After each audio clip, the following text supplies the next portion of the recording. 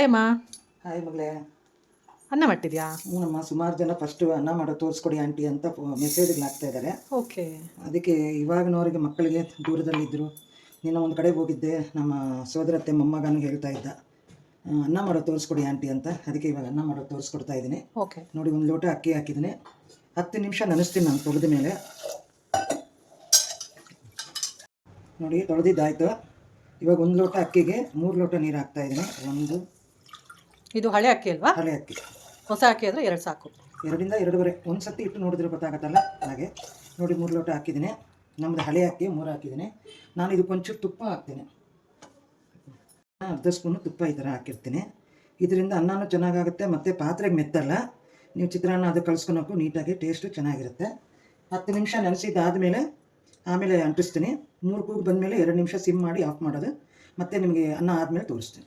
ಅಂದರೆ ಇದು ಉದ್ದುದ್ರಾಗ ಹಾಕಬೇಕು, ಚಿತ್ರಾನ್ನಕ್ಕೆ ಆದರೆ ತುಪ್ಪ ಹಾಕಬೇಕು. ತುಪ್ಪ ಹಾಕಬೇಕು. ಇಲ್ಲ ಅಂದರೆ ಮೆತ್ತಗೆ ಬೇಕು ಅಂದರೆ ಹಾಕೋದು ಬೇಡವಾ?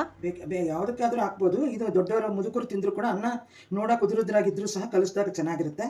ಇದು ನಮ್ಮ ಕೃಷ್ಣಕ್ಕ ಅವ್ರ ಮನೇಲಿ ಮೊದಲು ಎಣ್ಣೆ ಹಾಕ್ತಾ ಇದ್ದೆ. ಅವ್ರ ಮನೆಯಿಂದ ನೋಡಿ ಇವತ್ತು ತುಪ್ಪ ಹಾಕೋಕ್ಕೆ ಸ್ಟಾರ್ಟ್ ಮಾಡಿದೆ. ಓಕೆ, ಇವತ್ತು ಅಂಟಿಗಾಗಿದೆ.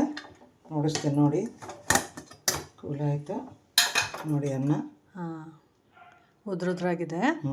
ಇವಾಗ ಟ್ರಾನ್ಸ್ಫರ್ ಮಾಡಿ ತೋರಿಸ್ತೀನಿ. ಓಕೆ.